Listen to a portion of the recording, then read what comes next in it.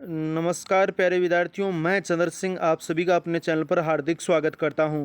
प्यारे विद्यार्थियों, कक्षा 12 के लिए आज की जो क्विज इकोनॉमिक्स की जारी हुई है अर्थशास्त्र की, उसको हम ऑनलाइन या ऑफलाइन हल कर सकते हैं। मैं ऑनलाइन हल करवाने वाला हूं।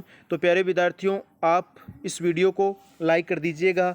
अभी तक आपने चैनल सब्सक्राइब नहीं किया तो चैनल को भी सब्सक्राइब कर दीजिए और घंटे का निशान भी दबा दीजिए तथा अन्य साथियों के साथ शेयर भी कर दीजिए।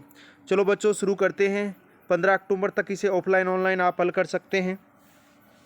निम्नलिखित में से कौन एक उत्पादन का साधन नहीं है? स्टील, एल्यूमिनियम, रबर और कार। उत्पादन का साधन क्या नहीं है भाई? स्टील से उत्पादन होता है, एल्यूमिनियम से होता है, रबर से होता है, लेकिन कार से नहीं होता। तो आपका चौथा उत्तर हो गया। सेकंड टेस्ट के लिए बहुत ही महत्वपूर्ण है।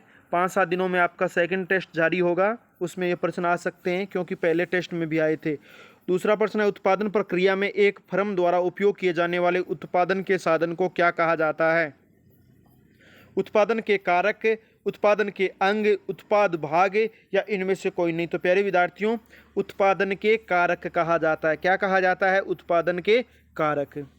अगले प्रश्न की तरफ बढ़ते हैं। प्रश्न नंबर 3 देखिए, उत्पादन का एक सक्रिय कारक है कैपिटल, श्रम, भूमि या इनमें से कोई नहीं। सक्रिय कारक पूछा है तो सक्रिय कारक है आपका श्रम। श्रम बहुत ही जरूरी होता है उत्पादन में।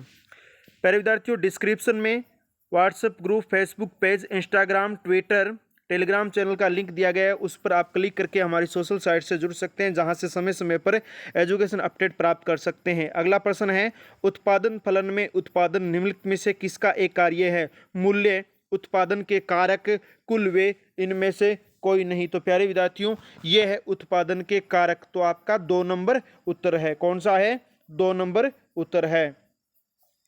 इसके बाद अगले प्रश्न की तरफ बढ़ते हैं। अगला प्रश्न फिर आपकी स्क्रीन पर आ गया है। देखिए क्या प्रश्न, निम्न में से कौन अल्पकालीन उत्पादन फलन की व्याख्या करता है? मांग का कानून, परिवर्तनीय अनुपात का कानून, स्केल पर रिटर्न, मांग की लॉच। तो प्यारे विद्यार्थियों, ये है आपका परिवर्तनीय अनुपात का कानून, यानी आपका 2 नंबर उत्तर है। कौन सा उत्तर है? 2 नंबर उत्तर है। अगला प्रश्न फिर आगे आपकी स्क्रीन पर है और प्रश्न आपसे क्या पूछ रहा है?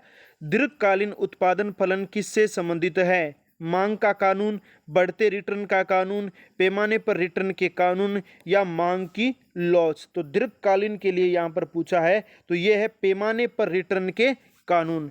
तो आपका 3 नंबर ऑप्शन है, पैमाने पर रिटर्न के कानून।